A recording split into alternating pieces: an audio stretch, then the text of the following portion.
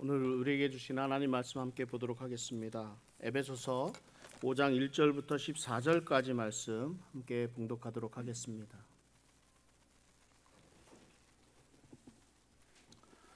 에베소서 5장 1절부터 14절까지 말씀 우리 한 절씩 교독으로 하나님 말씀 봉독하도록 하겠습니다. 그러므로 사랑을 받는 자녀같이 너희는 하나님을 본받는 자가 되고 그리스도께서 너희를 사랑하신 것 같이 너희도 사랑 가운데서 행하라. 그는 우리를 위하여 자신을 버리사 향기로운 제물과 희생 제물로 하나님께 드리셨느니라. 음행과 온갖 더러운 것과 탐욕은 너희 중에서 그 이름조차도 부르지 말라. 이는 성도에게 마땅한 바니라. 추수함과 어리석은 말이나 희롱의 말이 마땅치 아니하니 오히려 감사하는 말을 하라. 너희도 정녕 이것을 알거니와 음행하는 자나 더러운 자나 탐하는 자 곧 우상 숭배자는 다 그리스도와 하나님의 나라에서 기업을 얻지 못하리니 누구든지 헛된 말로 너희를 속이지 못하게 하라. 이로 말미암아 하나님의 진노가 불순종의 아들들에게 임하나니 그러므로 그들과 함께하는 자가 되지 말라. 너희가 전에는 어둠이더니 이제는 주 안에서 빛이라. 빛의 자녀들처럼 행하라. 빛의 열매는 모든 착함과 의로움과 진실함에 있느니라. 주를 기쁘시게 할 것이 무엇인가 시험하여 보라. 너희는 열매 없는 어둠의 일에 참여하지 말고 도리어 책망하라. 그들이 은밀히 행하는 것들은 말하기도 부끄러운 것들이라. 그러나 책망을 받는 모든 것은 빛으로 말미암아 드러나나니 드러나는 것마다 빛이니라. 그러므로 이르시기를 잠자는 자여 깨어서 죽은 자들 가운데서 일어나라. 그리스도께서 너에게 비추이시리라 하셨느니라. 아멘. 우리 어르신들은 어떤 말씀을 듣고 자라셨는지 모르겠습니다. 우리들이 자녀들 볼 때마다, 아이들을 볼 때마다 너는 이 다음에 커서 뭐가 될래? 뭐 이렇게 묻곤 합니다. 그러면 좀 이렇게 모범생들, 아주 그냥 착실하고 착한 학생들은 예전에는 그랬습니다. 저는 이순신 장군과 같은 훌륭한 장군이 되겠습니다. 저는 이승만 대통령과 같은 훌륭한 대통령이 되겠습니다. 저는 에디슨과 같은 훌륭한 과학자가 되겠습니다. 이런 그 많은 얘기들을 했습니다. 그래서 요즘에는 아이들한테 묻습니다. 누가 되고 싶냐, 무엇이 어떤 사람이 되고 싶으냐 물으면 저는 아이돌이 되고 싶습니다. 연예인이 되고 싶습니다. 배우가 되고 싶습니다. 이런 말을 합니다. 이런 아이들이 있을지는 모르겠습니다. 나는 아빠와 같은 사람이 되고 싶습니다. 나는 엄마와 같은 사람이 되고 싶습니다. 이런 아이들도 있을 것입니다. 이들의 대답 안에는 무슨 의미가 들어있습니까? 나는 그 사람들을 본받아서 그 사람들처럼 되겠다라는 그런 의미를 가지고 있습니다. 사도 바울은 새로운 옷을 입은 새로운 사람, 우리 새 사람인 성도들에게 하나님을 본받는 사람이 되어라 이렇게 말씀하고 있습니다. 이 각인이라는 말이 있습니다. 각인이라는 말을 아세요? 우리 행동과학자들이 몇몇 동물의 초기 단계에서 이 각인이라는 흥미로운 사실을 발견을 했습니다. 어떤 결정적인 단계에서 어린 동물이 자신에게 노출된 어떤 다른 동물이나 사람 이런 존재들을 자기의 부모로 인식한다라는 것입니다. 어린 거위가 가장 그 어느 순간에 그 개에 의해서 각인이 된다면 이렇게 되는 거예요. 어린 거위는 그 개를 자기 엄마라고 생각을 합니다. 그래서 몸은 비록 그 거위지만 엄마 개를 따라서 행동하는 것을 봅니다. 그러니까 바울은 우리 그리스도인들에게도 새로운 사람이 되었을 때 각인과 같은 이런 성장에도 각인이 일어나야 한다고 말씀합니다. 우리의 성장 단계에서 각인이라는 것은 하나님을 바로 보고 하나님의 사랑을 그대로 본받는 자들이 되어야 한다 이렇게 말씀하는 거예요. 하나님을 본받는다는 것이 무엇입니까? 예수님을 통한 하나님과 우리와의 관계 그리고 성령을 통해서 주어진 그런 능력으로 우리가 예수 그리스도의 성품을 닮아가고 하나님을 닮게 되고 또 우리의 생활 방식이 순종하는 예수 그리스도의 순종하는 자세로 또 제자의 삶이 된다는 것이 하나님을 본받는 자의 삶이라 할 수 있습니다. 그것을 바울은 4가지로 오늘 말씀을 합니다. 그 첫째는 사랑 가운데 행하라 이런 말씀입니다. 에베소서 5장 2절 말씀을 같이 한번 읽어보도록 하겠습니다. 그리스도께서 너희를 사랑하신 것 같이 너희도 사랑 가운데서 행하라. 그는 우리를 위하여 자신을 버리사 향기로운 제물과 희생 제물로 하나님께 드리셨느니라. 아멘. 여러분, 사랑은요, 받은 사람이 사랑할 수 있습니다. 바울은 우리 성도 신자를 가리켜서 사랑을 입은 자녀라 이렇게 부릅니다. 하나님의 사랑을 받은 사람이 하나님의 사랑을 실천할 수 있게 됩니다. 그래서 사랑은 나누는 것이라 말을 합니다. 우리가 사랑을 나눌 때 그 사랑의 기준이 무엇이에요? 목숨까지도, 자기의 생명까지도 아낌없이 우리를 사랑하시기 때문에 바치셨던 예수님의 그 사랑이 기준이 되어야 합니다. 요한복음 15장 12절에 내 계명은 곧 내가 너희를 사랑한 것 같이 너희도 서로 사랑하라 하는 이것이니라 말씀합니다. 예수님의 사랑은 예수님 자신을 버리는 사랑이었습니다. 우리를 위해서 자신을 버리신 예수님의 사랑은 구약 성경에서 나오는 희생 제물의 성격을 가지고 있습니다. 예수 그리스도의 죽음은 하나님께 향기로운 제물이 되었듯이 우리가 우리의 사랑을 실천하는 것도 하나님께 향기로운 제물이 된다는 것을 말씀하고 있습니다. 사랑하는 대로 행하라 이 말씀입니다. 그리고 또한 악한 말을 버리라 말씀합니다. 음행과 더러운 것과 탐욕을 버리고 누추함과 어리석은 말이나 희롱의 말이 마땅하지 않다고 말씀합니다. 음행과 더러운 것과 탐욕이라는 말은 악한 말이라는 뜻입니다. 악한 말. 음행과 더러운 것과 탐욕은 우상 숭배에서 비롯되었다고 말씀합니다. 무슨 말입니까? 당시의 신전에서는 제사의식을 진행할 때 음란한 그런 매음 행위가 함께 이루어졌습니다. 이방인들의 신전에는 창기나 남창들이 있었습니다. 이러한 행위는 무엇이에요? 가나안족이나 바벨론 제국의 그런 풍요와 다산의 의식을 기원하는 그런 거기에 기원을 두고 있습니다. 다산을 상징하는 신들을 섬겼고 그들의 제사 의식은 신전에 있는 그런 매춘부들에 의해서 집행이 되었습니다. 그러니까 당시에 가장 중요한 것이 무엇이었습니까? 가축과 농작물들이 번성하는 거예요. 그들이 섬기는 남신과 그들의 여신의 그런 관계 속에서 이러한 풍요가 이루어진다라고 믿었습니다. 그러니까 이들의 신들이 활발하게 움직이게 하기 위해서는 주술도 행하고 마술도 행하고 제사의식에 참여해서 우리 남신 여신들이 잘 활발하게 운동을 해야 되는데 역할을 해야 우리가 풍요로운데 그 역할하는 것이 제사의식에 참석한 자들이 음란행위를 하는 것을 일삼는다는 것입니다. 이것이었어요. 그러니까 풍요와 다산을 위한 성전의 그런 제사의식이 성적인 행위를 함으로써 그런 풍요를 기원했던 그런 의식이었다는 말입니다.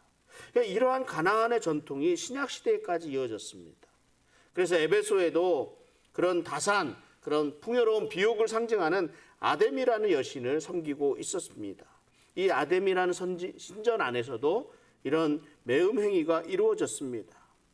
이러한 행위들이 그런 쾌락을 추구하고 있는 헬라 문화와 맞물려서 뇌물과 범죄와 부도덕과 우상 숭배로 이어졌습니다.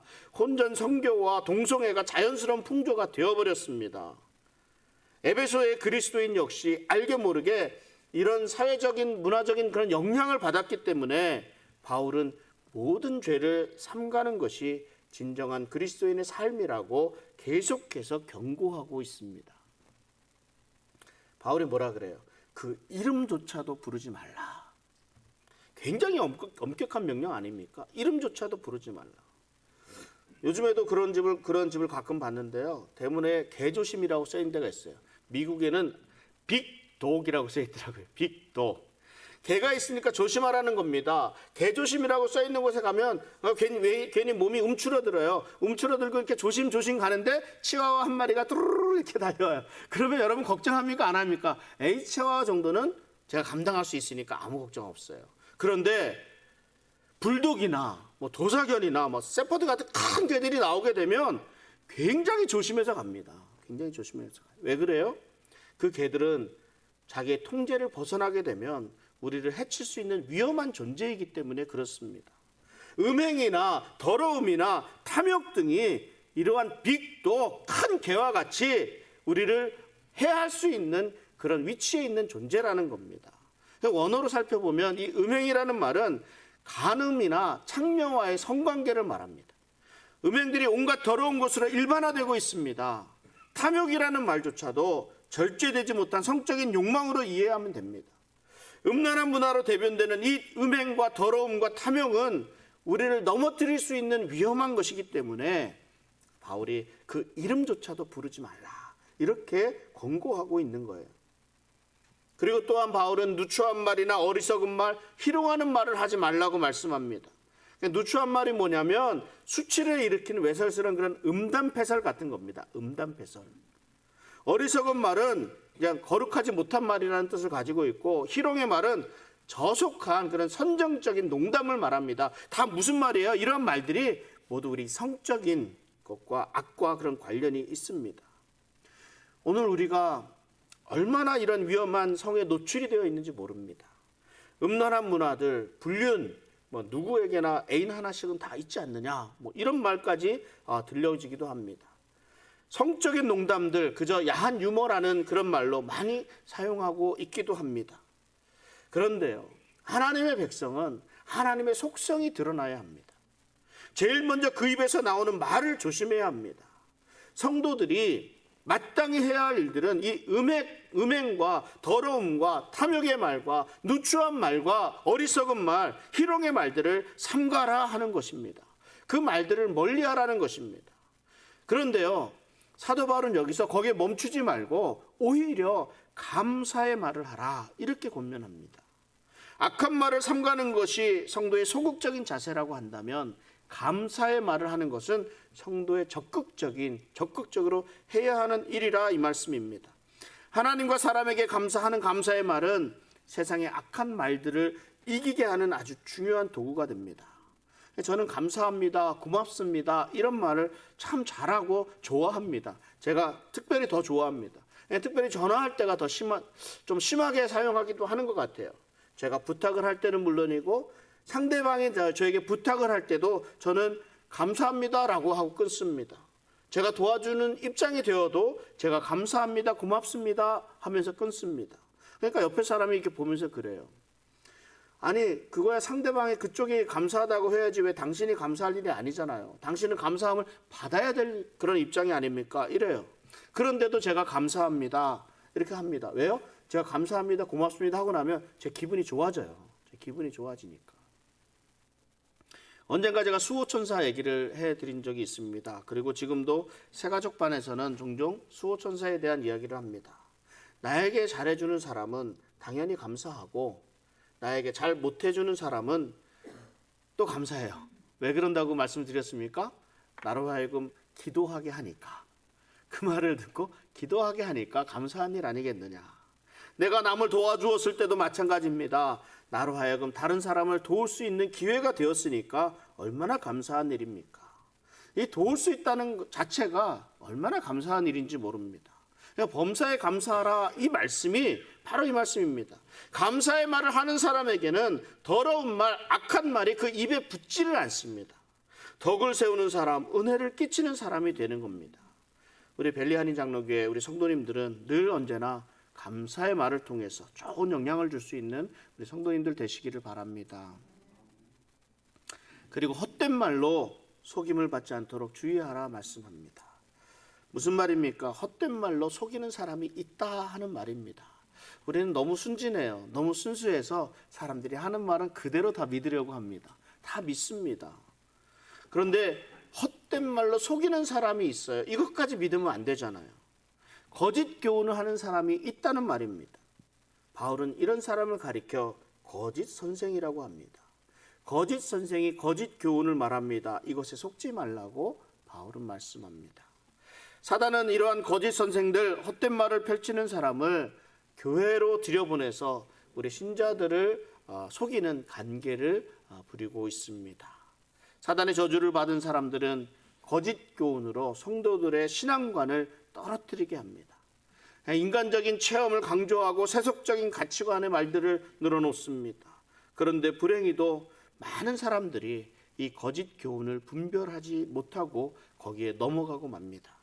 이 속임수가 너무나 교묘해서 어떤 경우에는 매우 상식적입니다. 합리적이기도 하고 그래서 덕망 있는 사람까지도, 신실하다고 하는 사람들까지도 이 속임수에 넘어가게 되는 것을 많이 보게 됩니다. 그럼 어떤 것들이 거짓 교훈이겠습니까? 성경 말씀을 제대로 적용하지 못하고 자신들의 생각에 옳은 대로 해석합니다. 그리스도 안에서 자유하라 라고 말씀하셨다고 해서 이것을 율법과 규례로부터 자유하라 라고 해석을 합니다. 그래서 내 마음 내키는 대로 살아가는 것이 자유라고 가르칩니다. 오늘 본문의 말씀을 가지고 이런 것들을 다시 한번 살펴봅니다. 음행을 버리라고 합니다. 그러나 거짓 선생들은요, 불결함에 빠지는 것이 자유스러운 일이라고 합니다. 심지어는 우리에게 유익이 있다고까지 합니다. 무슨 유익이에요? 무엇이 유익합니까? 정신건강에 좋아요? 영화 같은 드라마 많이 나오죠. 바람 피기 좋은 날. 내 남자의 아내. 아니죠. 내 남자의 여자. 내 남자의 여자. 드라마, 영화 제목 이런 것들을 보더라도 남편이 있는 사람, 아내가 있는 사람들이 다른 여자, 다른 남자들을 만나고 교제하는 불균이 자연스러운 것처럼 말들을 하고 있습니다. 성의 자유를 외치는데 그러면서 독신을 주장합니다. 이런 사람들 또 멋있다고 막 축켜 세우기까지도 합니다. 왜 이런 현상이 나타날까요? 이들의 주장이 너무나 교묘하고 자연스럽기 때문에 그렇습니다. 당시 에베소 교인들이 이러한 음행들에게 쉽게 들어갈 수 있었던 것은 거짓 교훈과 관련된 대표적인 이단이 활동을 하고 있었기 때문입니다. 그 이단이 영지주의자들입니다. 영지주의는 물질은 무조건 악하고 영혼은 무조건 선하다. 그러니까 영혼만이 선하다라고 생각을 합니다. 그러니까 내 영혼은 선하니까 이 악한 물질 세계에서 구원받기 위해서는 저기 초월자로부터 이렇게 주어지는 그 어떤 지식을 가지고 있어야, 그것을 받아야 구원받을 수 있다고 생각을 해요. 그 지식이라는 것이 영지라는 거예요. 영지. 이 영지를 소유해야 된다고 생각을 합니다. 그러니까 영혼과 육신을 분리해서 말을 합니다. 이들의 영혼은 선하기 때문에 육체의 어떤 상태로 육체가 오염이 된다 하더라도 육체를 가지고 어떤 행위를 해도 상관이 없다는 거예요. 오히려 육체의 각종 소유욕들을 마음껏 충족시켜주는 것이 영적으로 좋다고 말을 합니다. 이러한 것들이 초대교회에 영향을 주게 되니까 헛된 말, 그냥 거짓 교훈에 속지 말라고 이렇게 경고를 하게 되는 겁니다. 탐욕을 버리라고 합니다. 그런데 거짓 교훈은요, 돈과 재물을 추구하는 것이 이 사회에 유용하다고 하면 유혹합니다. 말은 맞잖아요. 돈과 재물 정말 중요하잖아요. 그런데 예수님께서는 하나님과 재물을 겸하여 섬길 수 없다라고 분명히 말씀하셨습니다. 우리가 흔히 빠지기 쉬운 유혹이 있습니다. 돈이 있어야 사람 대접받는다는 말입니다. 맞아요? 돈이 있어야 사람 대접받습니까? 돈 많이 벌어야 좋은 일도 많이 할 수 있다 말합니다. 맞습니까? 맞는 것 같잖아요. 다 그렇게 생각하지 않아요? 나 돈 있어야 사람 대접받는다고.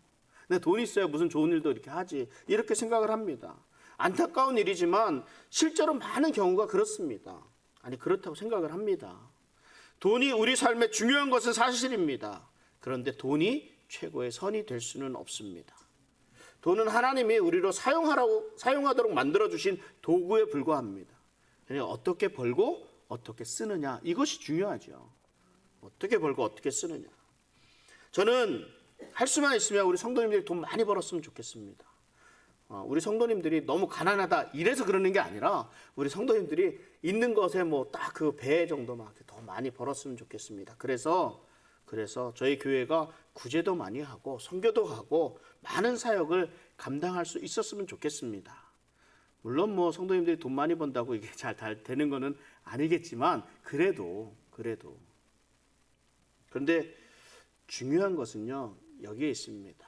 우리가 돈이 많아야 선교하고 돈이 많아서 구제하고 많은 사역을 할 수 있는 것이 아니지 않습니까? 그러니까 순서가 바뀌어야 됩니다. 우리가 선교하고 구제하고 많은 사역을 감당하면 그 사역에 하나님이 돈을 붙여 주십니다. 하나님의 사역을 감당할 수 있을 만큼 넘치도록 부어 주십니다. 이것을 우리 성도님들이 경험했으면 좋겠습니다. 내가 가지고 있어야 하는 것이 아니라 내가 하나님의 일에 헌신했을 때 그 안에 따르는 것이 하나님에게서 의해서 주어지는 그런 부분들이라는 것을 우리 다 좀 경험을 했으면 좋겠습니다. 그러니까 무슨 말씀하고 있는 겁니까? 우리의 삶의 우선순위를 얘기하자는 거예요. 먼저 그 나라와 그 의를 구하라. 그리하면 이 모든 것을 너희에게 더하시리라. 돈과 재물이 최고선이 아니라 하나님 나라와 그 의를 구하는 것이 선이 되는 겁니다. 그리하면 모든 것, 우리의 필요한 모든 것, 하나님께서 우리의 모든 필요를 채워주신다고 말씀합니다. 또 이런 말 하죠. 희롱의 말이 마땅치 아니하다. 거짓 선생들은 이 희롱하는 말, 이게 성적인 그런 농담 이런 것들이잖아요. 이것을 기발한 생각이다 라고 합니다. 외설스럽고 천박하다 하더라도 사람들이 그것으로 인해서 확 웃고 지나가면 아, 이거 좋은 말이다, 위트가 있다, 뭐 이렇게 평가를 합니다. 당신이 성공하기를 원하는가? 탁월한 유머 감각이 있어야 한다 말합니다. 그렇기 때문에 뭐 웃기기 위해서는 좀 저질스러운 것도 용서받을 수 있는 거죠. 조금 안 좋은 이야기를 해도 용서받을 수 있게 되는 겁니다. 이렇게 주장하는 거예요. 웃음을 준다는 것이 나쁜 일입니까? 아닙니다. 웃음 준다는 건 좋은 일입니다. 그러나 그 웃음은 우리들의 삶 속에서 자연스럽게 묻어나오는 것이어야 합니다. 억지 웃음을 짓게 해서는 안 되죠. 자유롭다고 해서 모든 것을 다 해도 좋다는 것은 아닙니다. 자유에는 반드시 책임이 따르게 되어 있습니다. 본문 6절에 그래서 아주 무서운 말씀을 주시고 있습니다. 에베소서 5장 6절을 같이 한번 읽어보겠습니다. 누구든지 헛된 말로 너희를 속이지 못하게 하라. 이로 말미암아 하나님의 진노가 불순종의 아들들에게 임하나니. 이러한 거짓 교훈들에 의한 하나님의 진노가 임할 것을 말씀하고 있습니다. 우리 삶 가운데 그냥 은연중에 자리 잡고 있는 잘못된 생각들, 그리고 잘못된 가치관, 잘못된 교훈, 잘못된 행동, 잘못된 말들이 하나님의 진노를 가져온다고 말씀합니다. 그래서 바울은 저희와 함께 참여하는 자가 되지 말라 권면합니다. 죄악된 행동, 죄를 정당화하는 일에 가담하지 말라는 말입니다. 다른 사람들이 다 그렇게 산다고 해서 우리 믿는 사람들까지 그렇게 살아서는 안 된다 말씀하고 있습니다. 우리는 확실한 진리 안에 바로 서야 합니다. 사단의 속임수는 교묘하기 때문에 우리의 약점을 이용합니다. 우리의 호기심을 자극합니다. 그리고 우리의 인간적인 성향들을 이용합니다. 이것에 속지 말고 우리 예수 그리스도의 진리, 예수 그리스도의 사랑, 예수 그리스도의 주시는 능력으로 온전히 바로 설 수 있는 우리 성도님들 되시기를 바랍니다. 그러면 어떻게 하나님을 본받는 자의 삶을 살 수 있겠습니까? 바울은 지금 빛의 자녀들처럼 행하라 이렇게 말씀합니다. 아주 중요한 말씀입니다. 8절을 봅니다. 너희가 전에는 어둠이더니 이제는 주 안에서 빛이라. 빛의 자녀들처럼 행하라. 빛과 어둠을 통해 신자들의 삶, 우리들의 삶을 예리하게 대조하고 있는 것을 봅니다. 우리가 빛이 된 이유는 우리가 주님 안에 있기 때문입니다. 주님과의 관계없이 우리가 빛이 될 수는 없습니다. 다른 스스로 빛을 발할 수가 없잖아요. 얼마 전에 개기일식이 이렇게 있었는데 여기서 보셨는지 모르겠습니다. 이번에 저쪽에서는 완전히 다 가린 일식을 봤다 하더라고요. 태양에서 빛이 와서 달에게 반사된 것이 우리에게 보이는 겁니다. 태양의 빛을 달이 가리고 있으면 달 자체는 빛이 없기 때문에 까맣게 달의 모습이 나올 수밖에 없는 거지요. 그래서 반사해야 빛을 낼 수 있는 거예요. 달은 반드시 태양이 있어야 빛을 낼 수가 있습니다. 우리도 스스로 빛을 내는 존재들이 아닙니다. 우리가 스스로 의로운 사람들이 아닙니다. 우리는 죄인입니다. 우리는 의롭다 함을 받을 자격이 아무것도 없는 사람들입니다. 그런데 우리가 예수님이 계시기 때문에, 예수님의 의의 옷을 우리가 입었기 때문에 우리가 의롭게 된 거고, 우리 안에 예수님이 계시기 때문에 우리가 빛을 낼 수 있는 겁니다. 그래서 바울은 신자들에게 빛의 자녀라 이렇게 부릅니다. 우리가 빛의 자녀라고 한다면 우리가 빛의 자녀에 알맞은 그런 행동을 해야 한다는 것 당연한 것 아닙니까? 그에 알맞은 행동이 무엇이에요? 빛의 자녀로서 열매를 맺는 일입니다. 빛의 열매. 그 빛의 열매를 사도 바울은 착함과 의로움과 진실함이라고 말씀합니다. 착함이라고 하는 것은 도덕적인 열매를 가리킵니다. 의로움이라고 하는 것은 하나님이 요구하시는 그런 올바름, 바름으로 영적인 열매를 말합니다. 진실함이라고 하는 것은 예수님께서 이루어 주신 하나님 나라에 합당한 삶의 그런 윤리적인 열매를 말씀하고 있습니다. 도덕적으로, 영적으로, 윤리적으로 빛의 자녀들에게 합당한 열매를 맺는 삶을 살아야 한다. 이렇게 말씀합니다. 어떻게 열매를 맺어요? 그러니까 빛의 특성을 한번 생각해 봅니다. 빛이 가지고 있는 특성이 무엇이 있습니까? 빛은 비추어주는 특성이 있습니다. 무엇인가를 밝게 비추어 줍니다. 빛이 있어야 우리는 사람들을 알아볼 수 있습니다. 빛이 있어야 아름다운 것을 아름답다라고 표현할 수 있습니다. 빛이 있으니까 무지개도 생기는 거예요. 빛이 있으니까 누가 누군지 알아볼 수 있게 되는 겁니다. 그리고 그 빛이 어둠을 분리합니다. 빛과 어둠은 함께할 수 없습니다. 빛이 있는 곳에 어둠은 사라지게 됩니다. 여러분, 우리 들어오시면서 이 옆에 있는 복숭아 나무, 꽃들, 뭐 여러 가지 나무들 이렇게 보시겠지요? 지금 많이 열매 맺혀 있잖아요. 근데 이 빛이 있어야 이 식물들이 성장하게 되어 있습니다. 햇볕을 잘 받은 나무는 잘 자랍니다. 햇빛을 잘 받은 동물들이 건강합니다. 빛은 성장을 촉진시키는 특징이 있습니다. 그리고 또 무슨 특징이 있어요? 빛은 노출시키는 거예요. 드러내는 역할을 합니다. 제가 간혹 말씀드립니다만 우리 그랜드 캐년의 일출에 대해서 말씀을 드리잖아요. 한밤중에 출발해서 일출 시간 맞춰갖고 깜깜할 때 도착합니다. 처음에 갈 때는 그랜드 캐년 뭐 말만 그런 곳이지 뭐 아무것도 보이지 않으니까 아무것도 없네 이러면서 갑니다. 근데 실망했습니다. 그런데 해가 뜨기 시작하니까 와, 조금씩 그 그랜드 캐년의 장관 그 아름다운 모습이 드러납니다. 그 웅장함에 제가 전율을 합니다. 굉장했습니다. 그런데 이 느낌이 모든 사람에게 동일하게 느끼는 것은 아니더라고요. 제 말 듣고 간 사람이 목사님도 거짓말하네요 이러시더라고. 왜? 똑같은 감동이 없으니까. 어찌됐든 저에게는 그랬습니다. 저에게는 감동이었습니다. 정말 멋있었습니다. 그래서 잊혀지지가 않습니다. 근데 그 이후에는 늘 날이 밝아서 도착하고 갔기 때문에 뭐 그 감동이 좀 덜했습니다. 여러분, 가까운 도시인 우리 라스베가스에 한번 가보셨습니까? 라스베가스의 밤과 낮은 하늘과 땅 차이입니다. 밤에 그 황홀했던 모든 모습들, 그 화려한 그런 모습들은요, 낮에는 찾아볼 수가 없습니다. 라스베가스의 그 간판들이 대부분 네온 간판이었고 요즘에는 LED 간판으로 이렇게 많이 바뀌어 가고 있습니다. 그래서 불이 들어오면 그 멋있는 모습, 그 자태를 드러냅니다. 그런데 그 네온 사인 간판 뒤로 어두운 부분이 밤에는 드러나지가 않습니다. 낮이 되니까 불들이 다 꺼지고 건물들에 의해서 가려졌던 그 부분들이 드러납니다. 너무나 흉한 그 모습이 많은 생각을 하게 합니다. 빛이 드러내는 속성이 있습니다. 만약 우리의 삶이 하나님의 진리의 거룩한 빛에 드러나게 된다면 여러분들의 모습은 어떤 모습을 하고 있겠습니까? 그랜드 캐년의 웅장한 모습이 조금씩 드러나는 것처럼 오히려 드러나게 되면서 많은 사람들에게 기쁨을 주고 놀라움을 주는 모습이겠습니까? 아니면 라스베가스의 흉한 대낮의 풍경처럼 우리의 부끄러운 것, 더러운 것들이 드러남에 부끄러워밖에 할 수 없게 될까요?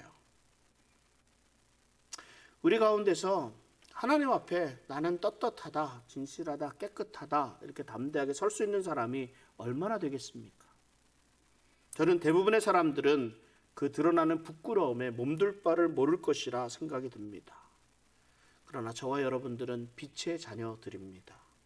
우리가 예수님을 마음에 모시는 순간 우리는 모든 죄와 허물을 고백하고 엎드렸을 때 예수님께서 우리의 모든 그 부끄러움, 죄와 허물들을 가져가셨습니다. 그래서 우리는 깨끗하고 정결한 하나님의 빛의 자녀가 되었습니다. 그런데 우리의 연약함이 우리로 시험에 들게 합니다. 우리의 연약한 믿음으로 인해서 쉽게 유혹에 빠지게 됩니다. 그래서 바울은 빛의 자녀처럼 행하라 이렇게 말씀하시는 겁니다. 빛의 자녀들은 주를 기쁘시게 할 것이 무엇인가를 생각하고 행동한다고 말씀합니다. 그 삶은 어두운 일에 참여하지 않고 도리어 책망하는 삶입니다. 우리의 삶의 어둠의 모습들을 드러날 수 있습니다. 그럴 때마다 바울은 이 빛의 자녀들은 도리어 그 어둠을 책망해야 한다 이렇게 말씀합니다.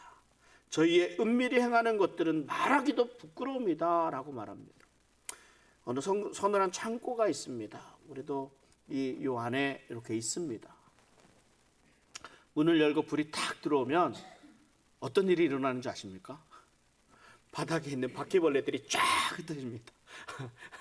좀 이렇게 징그럽죠? 쫙 흩어져요. 쫙. 뭐 바퀴벌레뿐이면 상관없겠지만 어느 지역에 가면 쥐들이 놀고 있다가 쫙 흩어져요. 네. 왜요? 그것들은 왜 그렇습니까? 빛을 싫어하니까요. 이들은 어두운 데 있어야 되니까 밝게 비춰지면 싹 도망가는 거예요. 은밀한 곳에서 부끄러운 일들을 하는 존재들은 빛을 두려워합니다. 우리들이 해야 할 일이 이런 일들입니다. 그 빛을 비추어서 부끄러운 일들을 행하는 이들을 다 이렇게 쫓아낼 수 있어야 하지 않겠습니까?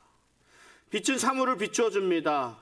우리들의 삶이 이 어두움을 비추었을 때 은밀하게 행하고 있는 그런 부끄러운 일들을 책망하고 또 이들에게 그렇게 하는 것에서 회복될 수 있도록 그 빛을 나누어 주게 됩니다.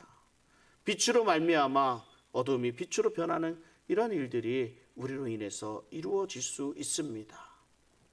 바울은 그래서 소극적인 방법으로 어둠을 멀리하는 것, 거기서 그런 말을 하지 않습니다. 어둠을 멀리하고 어둠을 피하고 어둠을 덮는 것, 허물을 덮는 것으로 말하지 않습니다. 오히려 책망하라고 말씀합니다. 좀 더 적극적으로 나서라는 말입니다. 그런데 조심할 것이 있습니다. 책망할 때는 주의해야 합니다. 사랑하는 마음을 담고 책망해야 됩니다. 우리 교회 공동체 안에서 어둠의 문제를 해결할 때는요, 용서하고 용납함으로 감당해야 합니다. 우리 가운데 누구든지 부끄러운 일을 할 수 있습니다. 잘못된 행동을 할 수 있습니다. 악한 모습, 어두운 모습들이 드러날 때가 있습니다.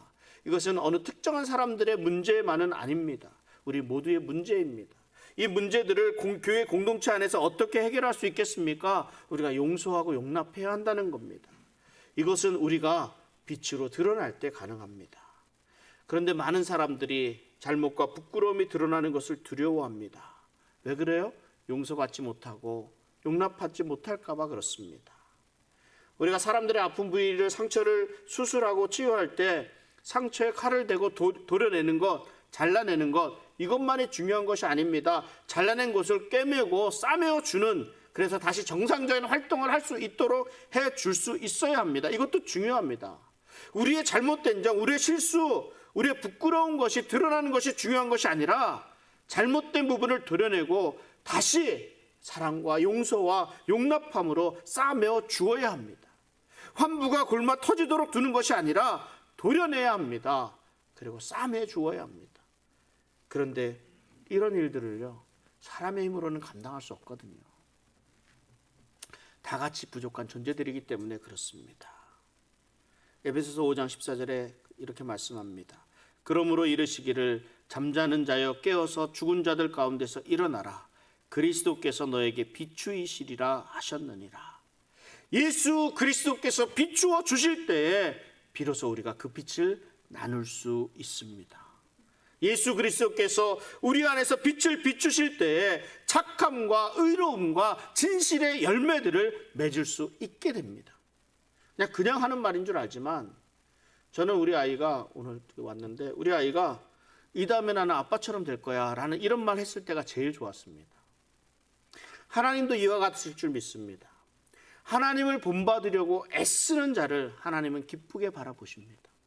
그리고 예수 그리스도의 빛을 충만하게 비추어 주십니다. 사랑하는 우리 성도님들에게 예수 그리스도의 빛이 충만하게 비춰서 우리 성도님들의 얼굴에 광채가 있기를 바랍니다.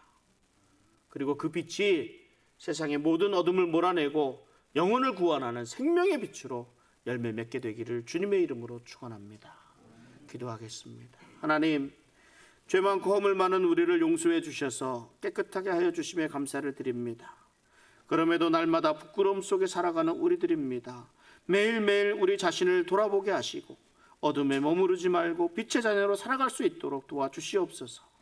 주님께 받은 사랑을 나누며 살아가는 그런 삶이 되게 하시고 많은 사람들에게 예수 그리스도의 본을 보이고 우리의 삶을 통해 그리스도에게 그리스도의 빛으로 인도하는 빛의 자녀의 삶이 되게 하여 주시옵소서. 예수 그리스도의 이름으로 기도하옵나이다. 아멘.